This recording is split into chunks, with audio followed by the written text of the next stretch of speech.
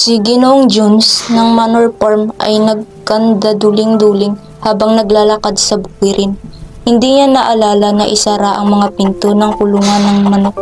Sa ilaw ng kanyang lampara na sumasayaw-sayaw, naglakad siya ng pabalik-balik sa hardin. Tinanggal ang kanyang mga butas sa pinto sa likod.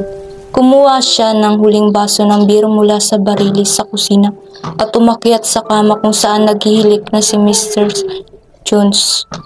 Noong nawala ang liwanag sa kwarto, may naramdaman at nagkalabuan sa lahat ng mga gusali sa sakahan. Kumalat ang balita noong araw na iyon na si matandang Major, ang pinakamahalagang baboy na middleweight, ay may kakaibang panaginip. Noong nakaraang gabi at nais niyang ipahayag ito sa ibang hayop, napagkasunduan na dapat silang lahat ay magkita sa malaking bodega. Pagkatapos ay ligtas na umalis si Ginoong Jones. Si matandang Major, ganyan siya palaging tinatawag, bagaman ang pangalan na ginamit sa kanya sa pagpapakita ay Willingdon Beauty, ay lubos na iginagalang sa sakahan, kaya handang mawalan ng isang oras ng tulog ang lahat para marinig ang kanyang sasabihin.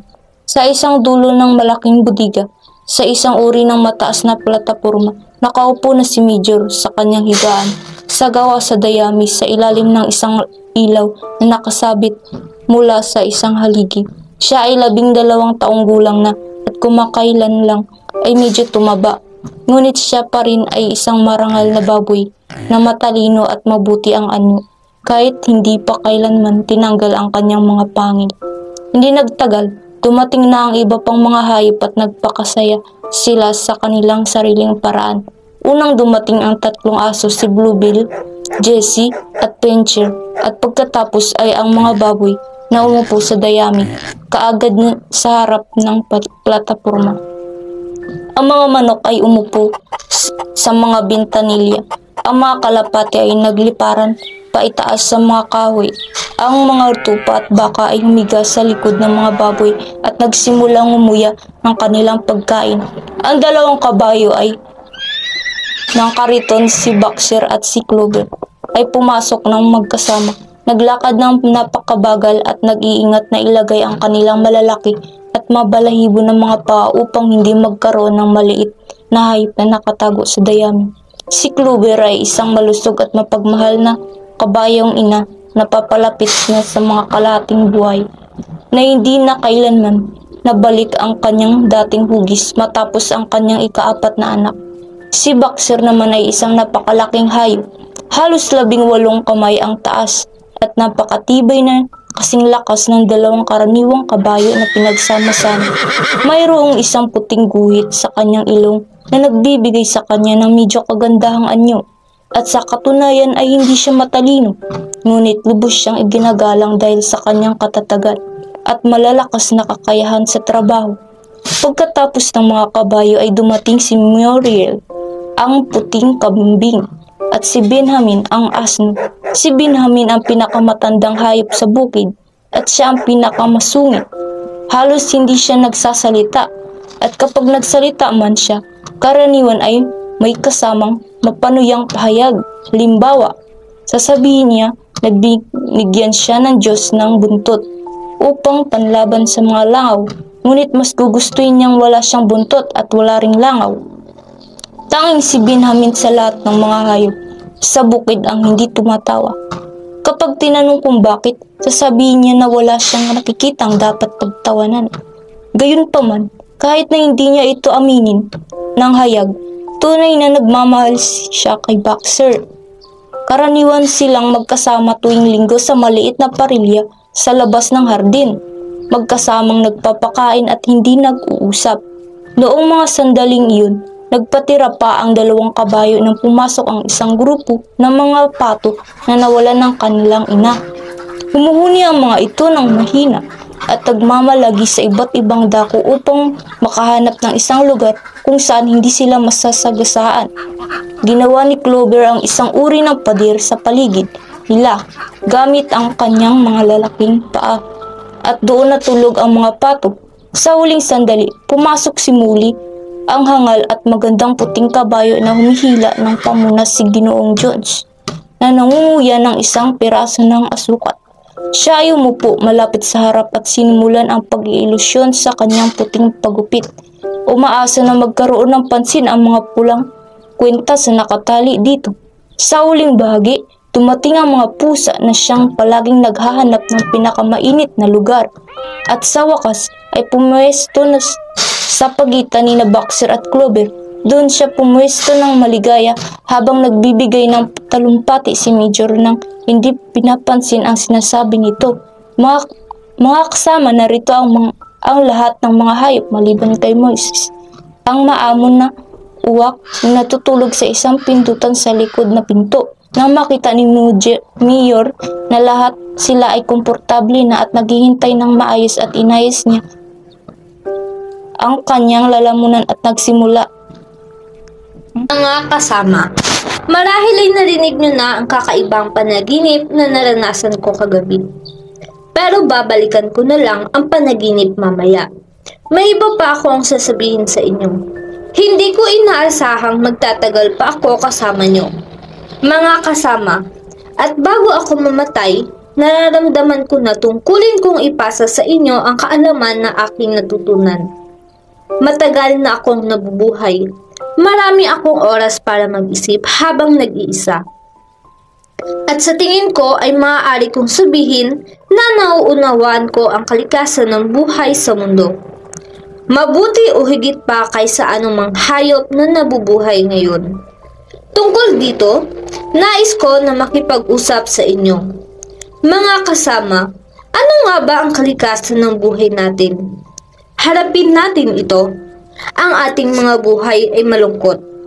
Pagsisikap na puno ng hirap at maikli. Tayo ay ipinanganak. Binibigyan lamang ng sapat na pagkain upang manatili ang ating hininga sa katawan. At ang mga kakayahang magtrabaho ay pinipilit na magtrabaho hanggang sa huling butil ng ating lakas. At sa mismong sandali ng ating kahalagahan ay natapos na, tayo ay pinapaslang ng kahindik-hindik na kahulpitan. Walang hayop sa Inglaterra ang alam ang kahulugan ng kaligayahan o kawalan ng trabaho pagkatapos ng isang taon. Walang hayop sa Inglaterra ang malaya. Ang buhay ng isang hayop ay paghihirap at pagkaalipin. Iyan ang tuwirang katotohanan. Ngunit ito ba ay bahagi lamang ng kaayusan ng kalikasan? Ito ba ay dahil ang lupaing ito ng atin ay napakahirap at hindi nito kayang magbigay ng maayos na buhay sa mga naninirahan dito? Hindi, mga kasama. Libu-libong beses hindi. Ang lupa ng Inglaterra ay mataba. Ang klima nito ay maganda. Kaya nitong magbigay ng pagkain ng sagana sa napakaraming hayop kaysa sa kasalukuyang naninirahan dito.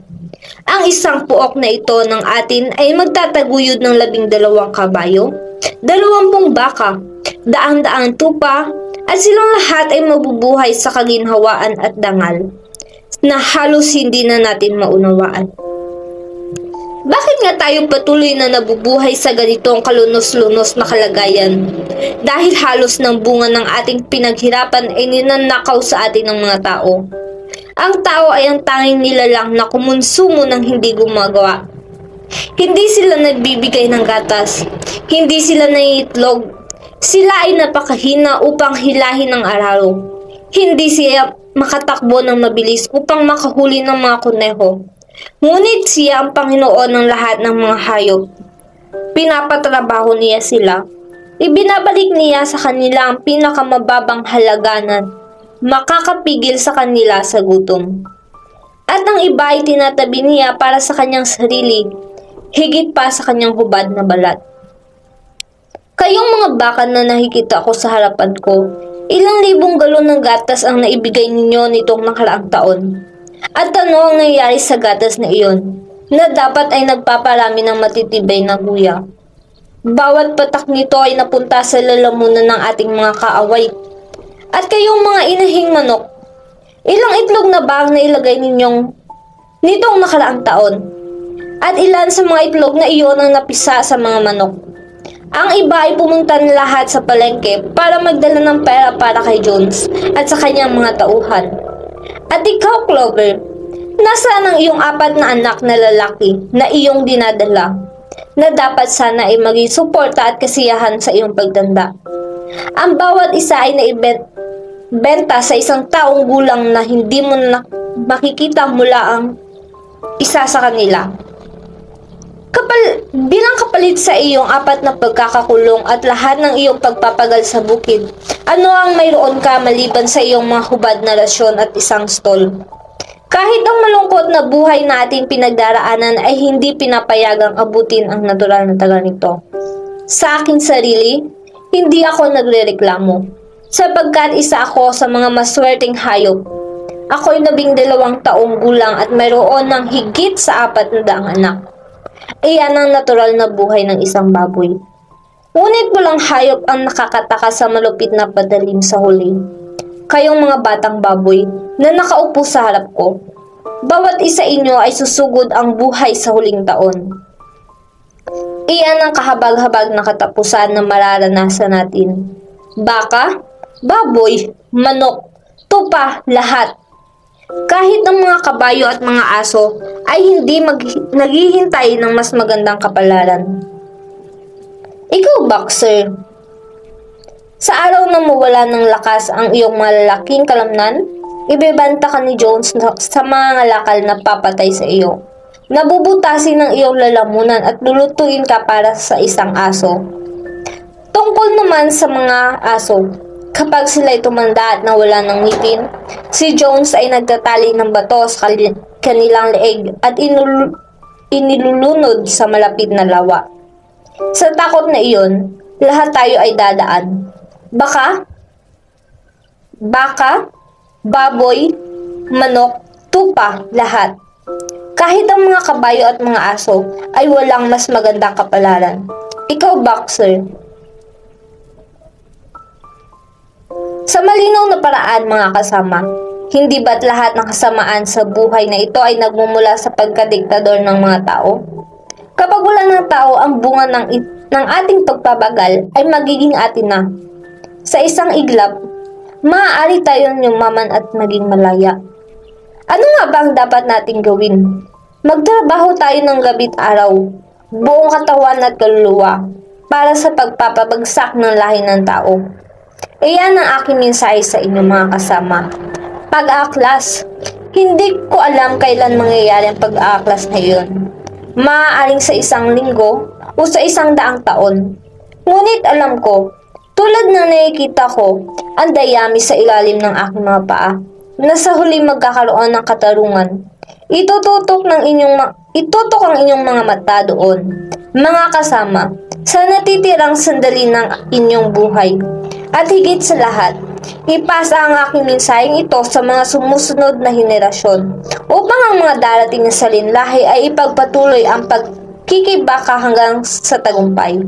At tandaan, mga kasama, hindi dapat mag-aalinlangan ng inyong determinasyon. Huwag kayong papadala sa mga argumento na nagdadala sa inyo sa maling landas.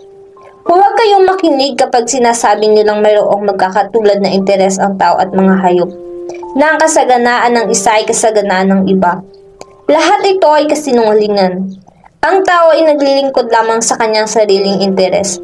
At sa gitna ng ating mga hayop, dapat magkaroon ng ganap na pagkakaisa, ganap na pagkakapatiran sa pagkikibaka. Lahat ng mga tao ay kalaban. Lahat ng mga hayop ay mga kasama. Kasama, sabi niya. Ito ay isang punto na dapat malinaw.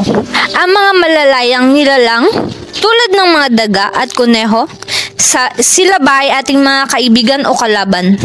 Isang butuhan ng ating isasagawa.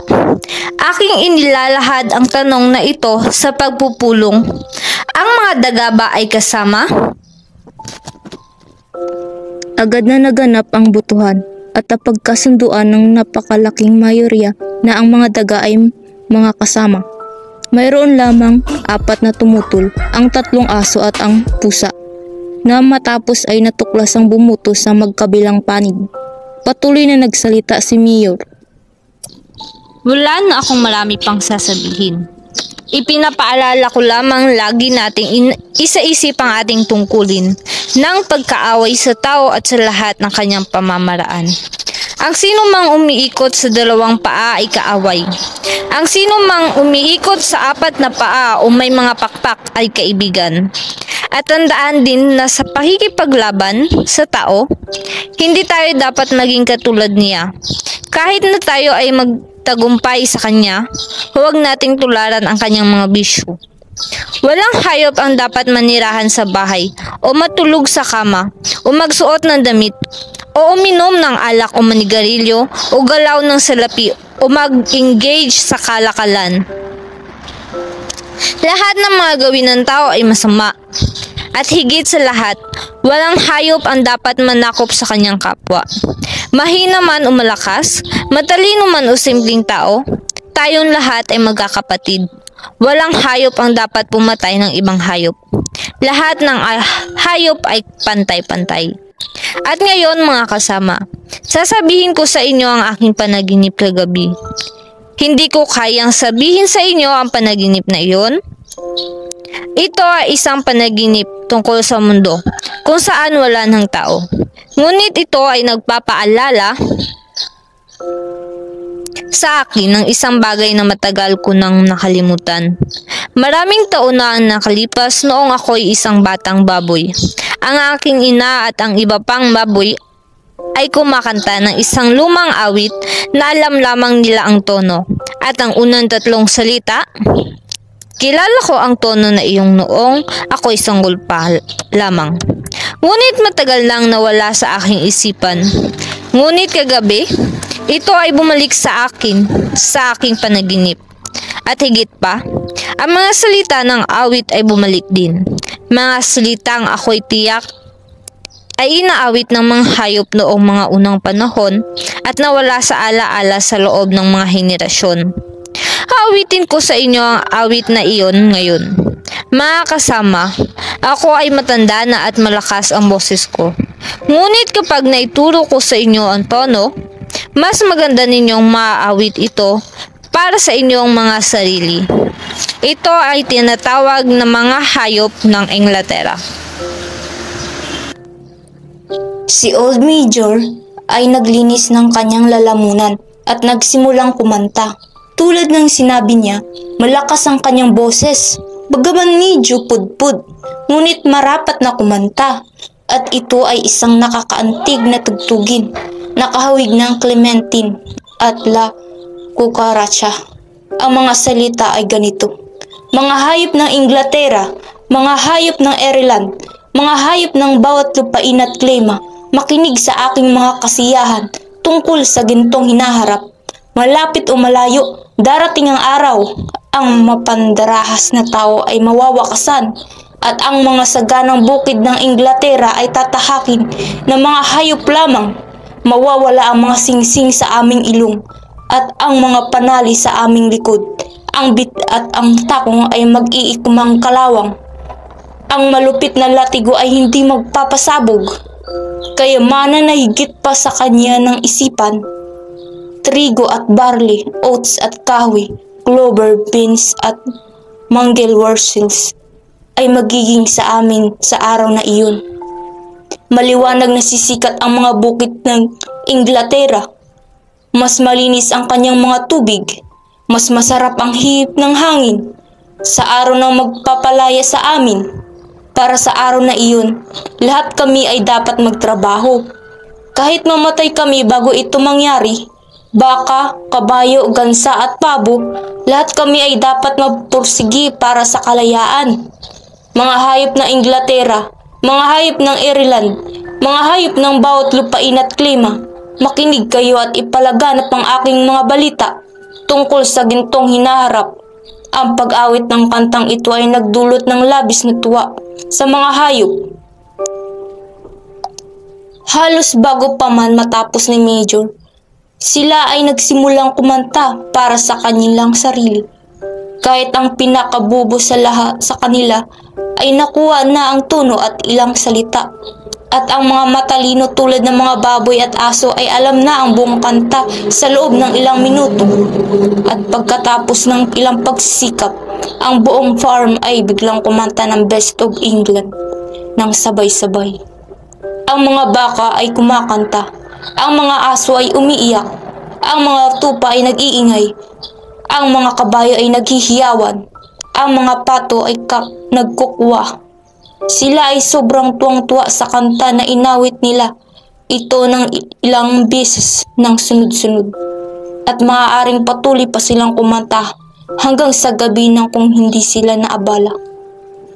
Sa kasamaang palad, nagising si Ginoong Jones dahil sa ingay at nag-isip na mayroong suro sa bakuran. Kinuha niya ang baril na palaging nasa isang sulok ng kanyang silid tulugan at pinaputok ang isang pampasabog na numero 6 sa kadiliman. Ang mga bala ay tumama sa pader ng banyo at nagdulot ng kaguluhan sa pulong. Lahat ay tumakas patungo sa kanilang mga kinalalagyan para matulog. Ang mga ibon ay umakyat sa kanilang mga pugad. Ang mga hayop ay humiga sa dayami at ang buong farm ay naagad na natulog.